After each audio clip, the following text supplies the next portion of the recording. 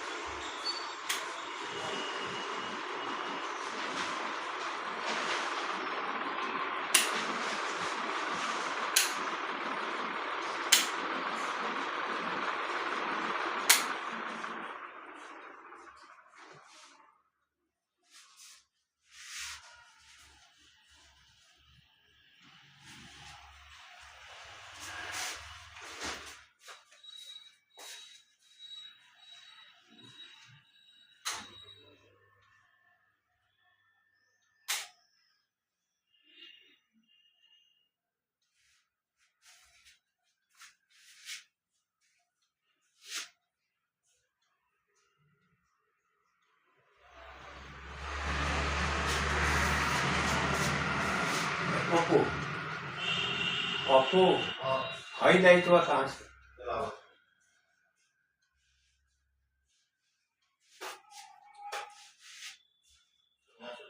Highlight वो में के चला गया।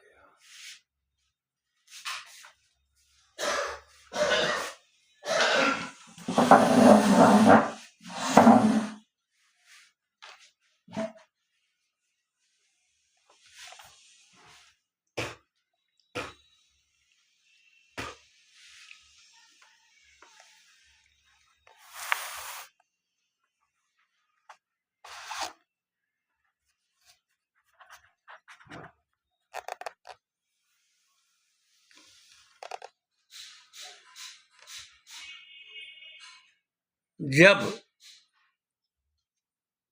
मेरी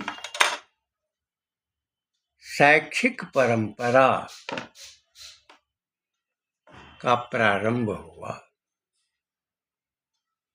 तो मुझे रामचरितमानस और सूरदास, विनय पत्रिका और गीतावली का बोध पारिवारिक संस्कार में सदैव मिलता रहा।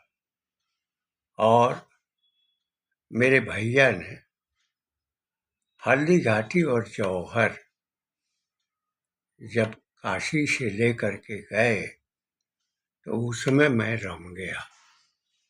1946 में छोटी गोल में प्राथमिक कक्षा में हमारी उपस्थिति थी और उसके बाद क्रमिक रूप से मैं शिक्षा व्यवस्था में परंपरित बना रहा। प्राथमिक कक्षा में अध्ययन करते समय एक कविता याद आती है, उसकी एक ही पंक्ति, राजनीति का कुशल खिलाड़ी या सरदार पटेल, ना माई ना भाईचारा,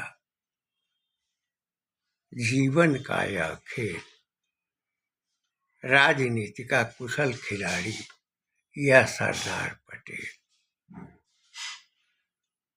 जौहर और हल्दी घाटी को पढ़ने में आनंद आता था और उसमें वीरत्व का बोध होता था। उसके बाद 6वीं कक्षा से जब हमारी शिक्षा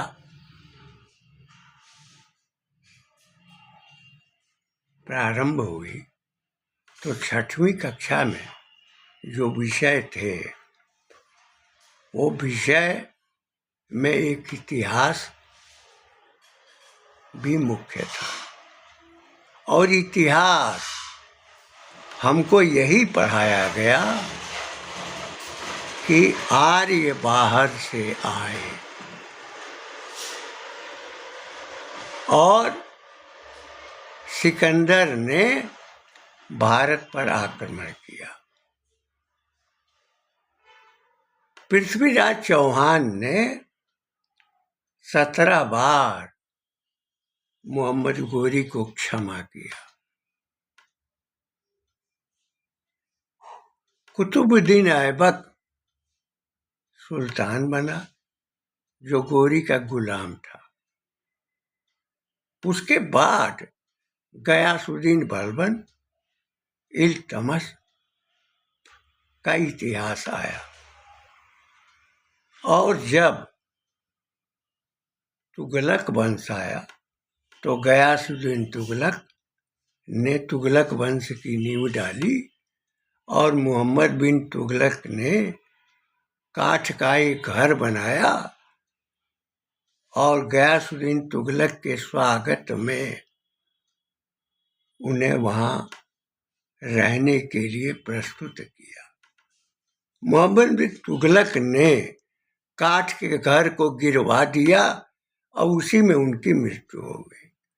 उसके बाद सैयद वंश, खिलजी खां सैयद, फिर जलालुद्दीन खिलजी का शासन हुआ और उसके भतीजे अलाउद्दीन खिलजी ने उसका सिर कलम कर और भाले में लटका करके बाजारों में घुमाया और वहां गाड़ दिया। उसके बाद जब आगे हम बढ़ते हैं तो अकबर आ जाता है और अकबर के पास हरम था। हरम में हजारों महिलाएं थीं जिनसे उसने निकाह किया था। 13 वर्ष की उम्र में वह गद्दी पर बैठ गया। 1556 के पानीपत के युद्ध के बाद जिसका श्रेय बैरम खां को जाता है और वह विलासिता में इतना लीन था कि अपने हरम में हजारों महिलाओं को निकाह करके रखता था। क्रम उसका क्या था यह मुझे नहीं मालूम, लेकिन इतिहास यही था। अकबर ने जोधाबाई के साथ विवाह किया और अपने हरम में रखा और साथ ही वह मेला भी लगवाता था जिसमें सुंदर नारियां आती थीं और बहला फुसला करके वह अपने हरम में ले जाता था। इस प्रकार का बोध भाव इतिहास में क्रमिक रूप से विकसित रहा। अकबर के अनंतर सलीम ने विद्रोह किया और बाद में उसे माफी मिल गई। वह अकबर के 1505 में निधन के बाद वह बादशाह बना। इसी प्रकार जहांगीर का शासन और उसमें नूरजहां का वर्चस्व था। हमारे विद्यालय में जो प्रिंसिपल थे उनके खिलाफ जब छात्र आंदोलन का प्रारंभ हुआ था, इंटरमीडिएट कॉलेजों में छात्र संघ की स्थापना हुई थी, तो उस कालखंड में बच्चे हमारे प्रिंसिपल की पत्नी को नूरजहां कहकर संबोधित करते थे। शासन जहांगीर का नहीं, नूरजहां का था।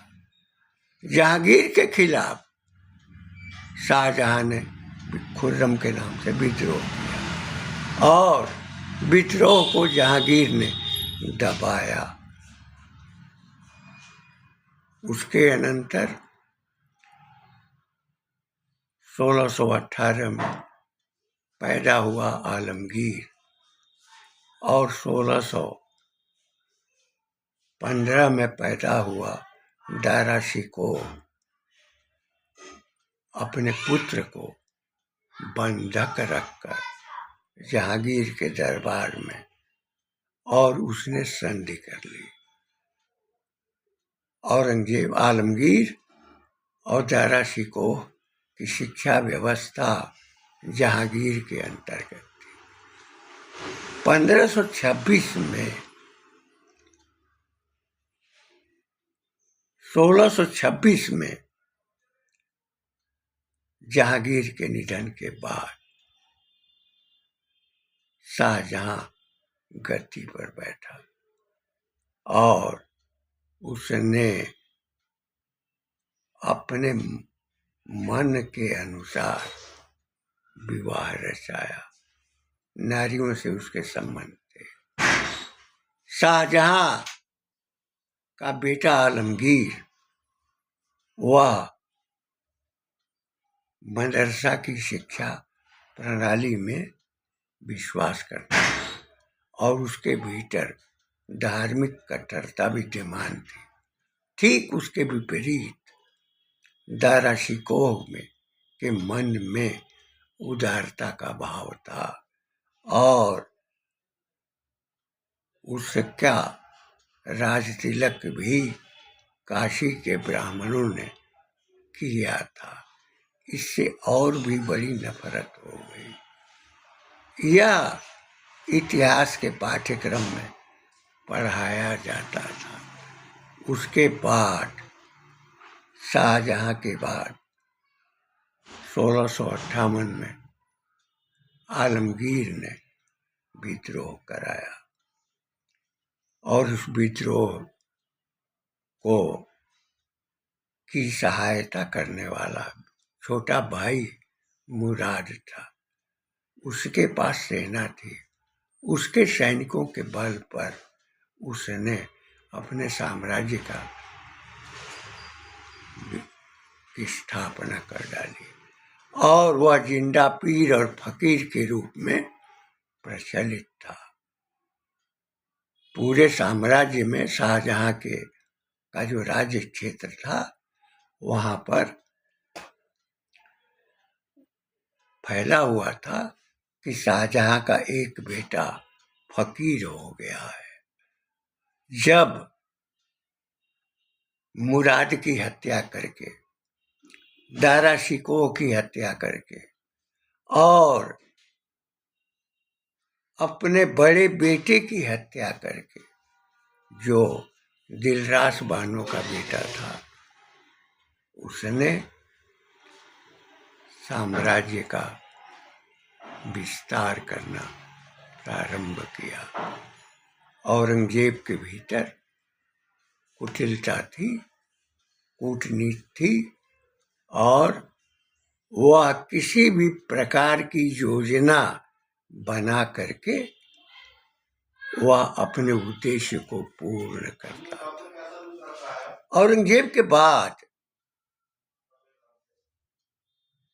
जब दिलरास बानो का राजौरी के राजा की बेटी दिलरास बानो से निकाह किया था तो उसका छोटा पुत्र गद्दी पर बैठा और उसके अनंतर जो मुगल वंश है, मुगल वंश बहादुर शाह जफर के बाद खत्म होता है और उसके पहले जो ब्रिटिशर्स थे उनके शासन की स्थापना है। भारत के इतिहास में जो अंग्रेजों की शासन व्यवस्था थी उसका पूरा विस्तार पढ़ाया जाता था। 1757 में क्लाइव ने कैसे अपनी कूटनीतिक चाल से सिराजुद्दौला को नष्ट किया, पराजित किया और मीर जाफर को बनाया और मीर जाफर के बाद मीर कासिम को बनाया। 1764 में बक्सर की लड़ाई हुई।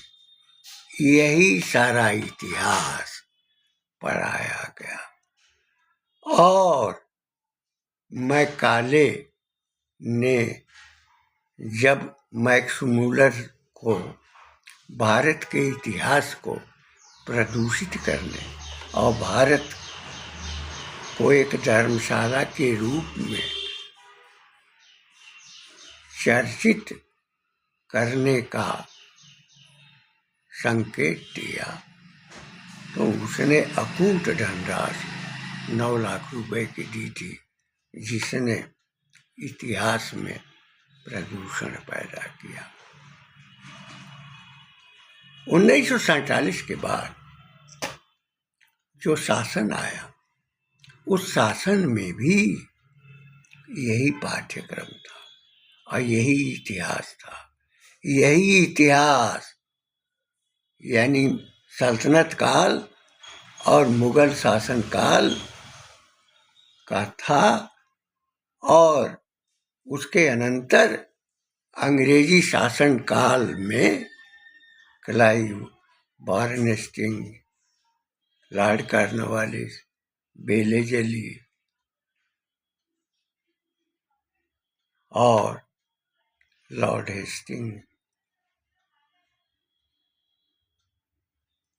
का ही अनंतरित इतिहास बोध कराया गया। जब मुस्लिम काल था तो गुरुकुल विद्यमान थे। अब विशेषकर लोगों में श्रुति की परंपरा थी।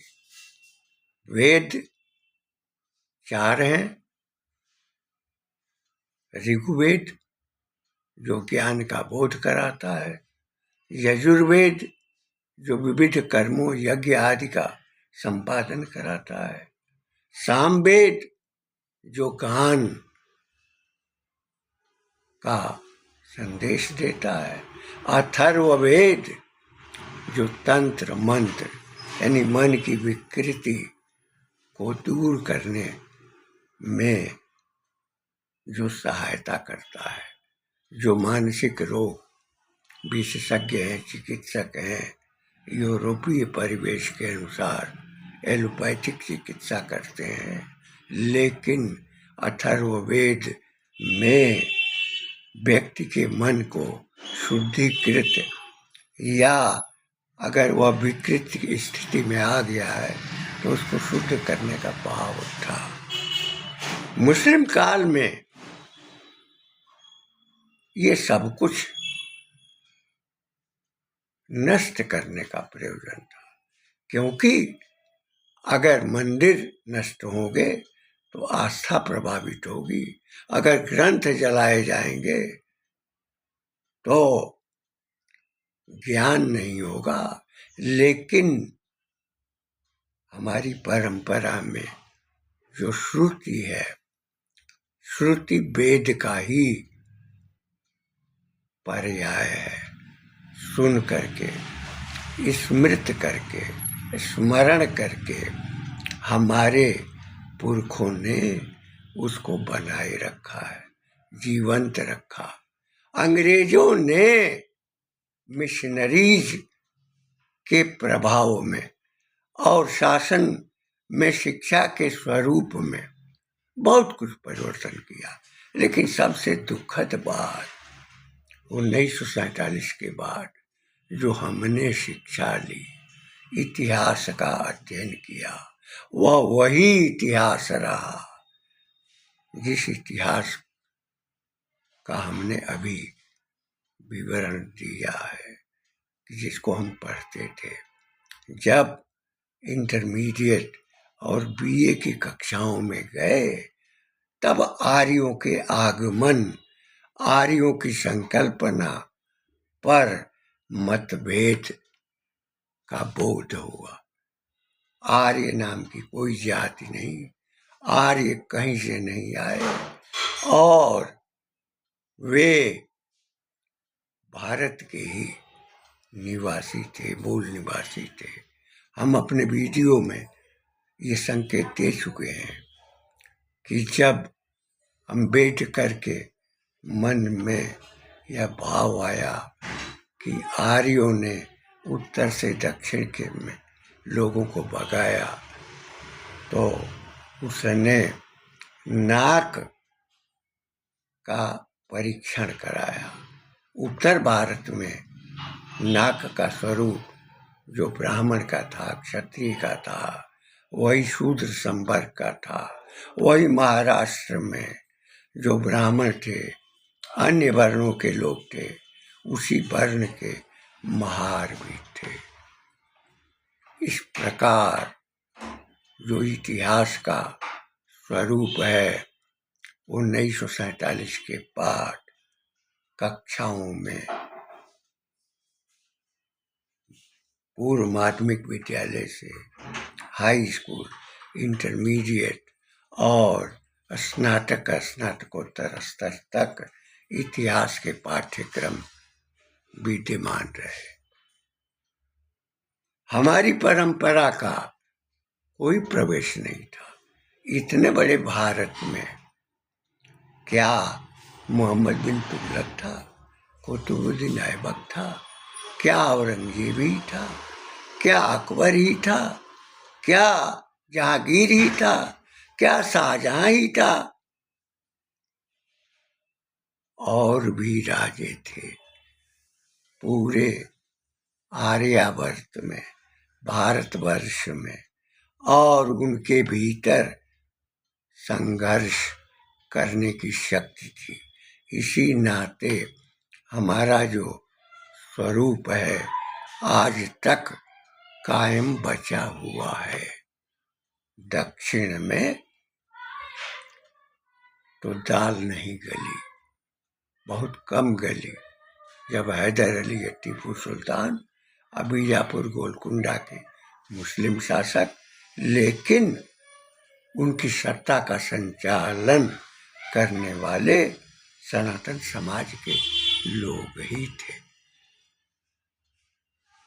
हमने औरंगजेब के संबंध में अभी पिछले वीडियो में ये दर्शाया है कि वह मौत के डर से, सुजा के डर से वह दक्षिण की ओर गया था और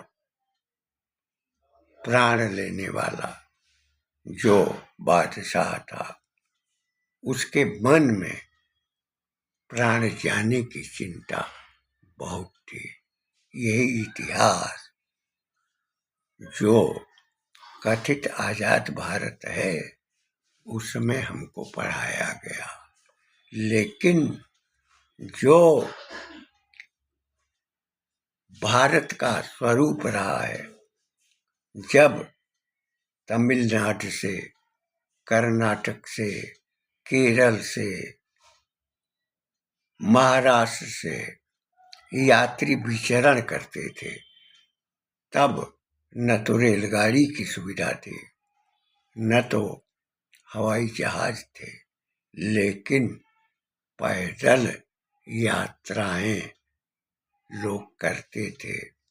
उत्तर से जब तीर्थों में दर्शन करने के लिए जाते थे,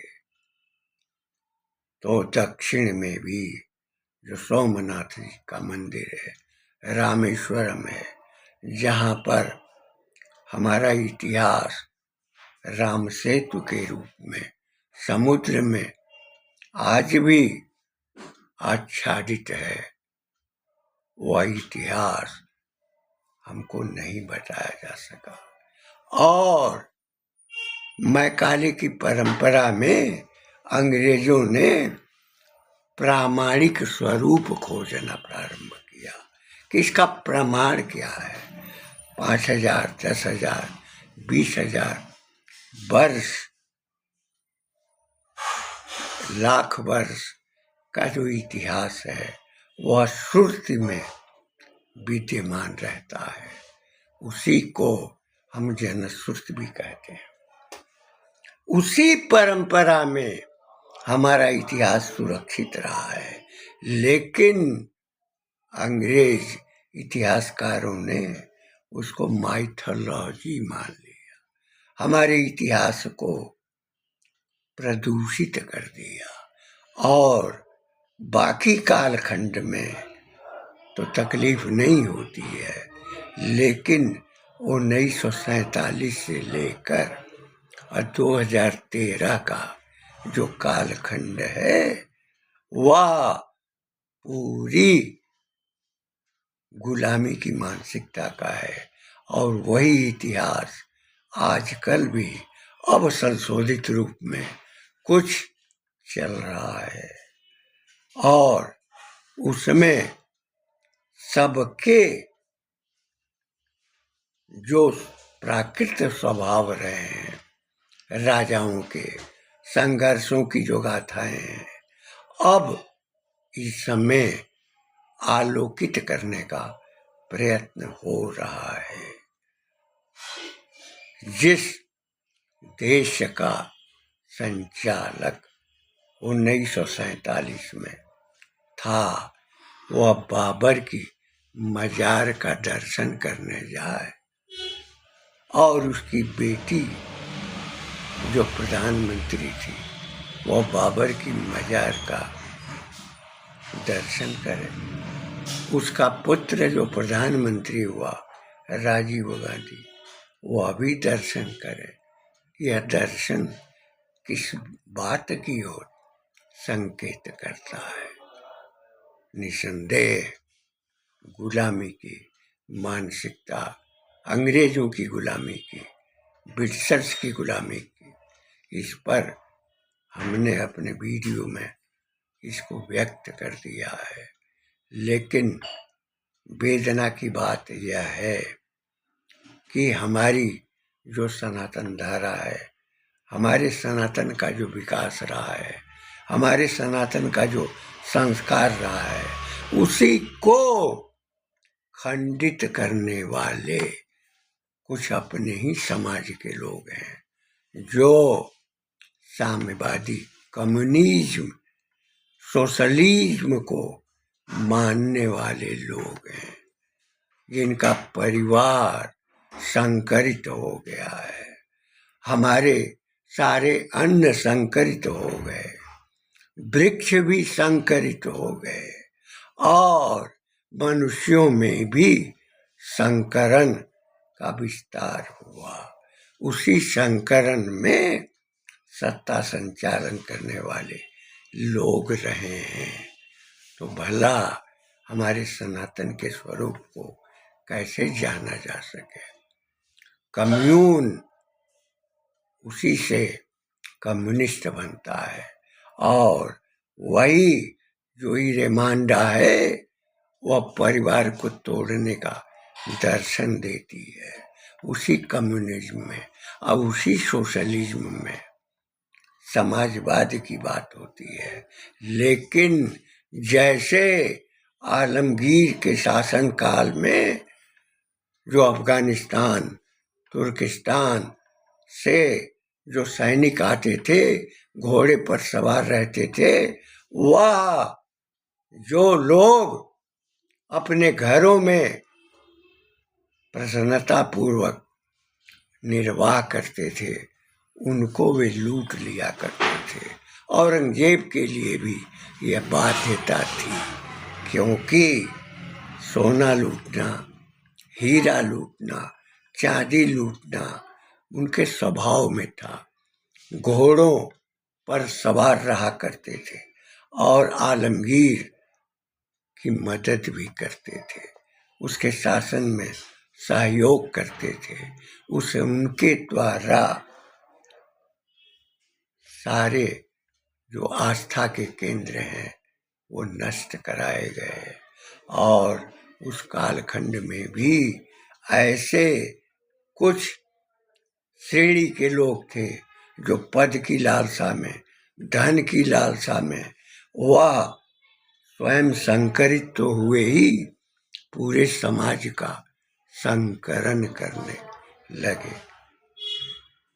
विशेषकर मैं यह कहना चाहूँगा कि जो कथित आज़ाद भारत है उस समय संकरण की प्रवृत्ति पैदा करने वाले गुलाम वंश के शासकों की अनुकूलता में सत्ता संचालन करने वाले और उनके वंशज और उनकी परंपराएं विशेष रूप से जिम्मेदार हैं और मानी जाएंगी।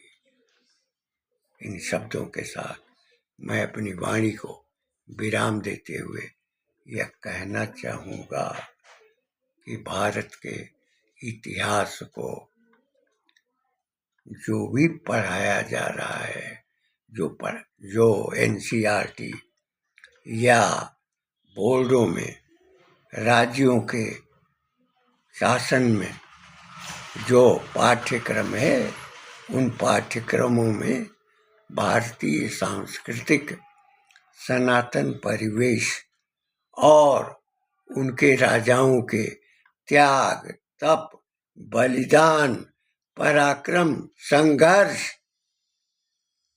के स्वरूप का बोध बच्चों के भीतर कराया जाना आवश्यक है।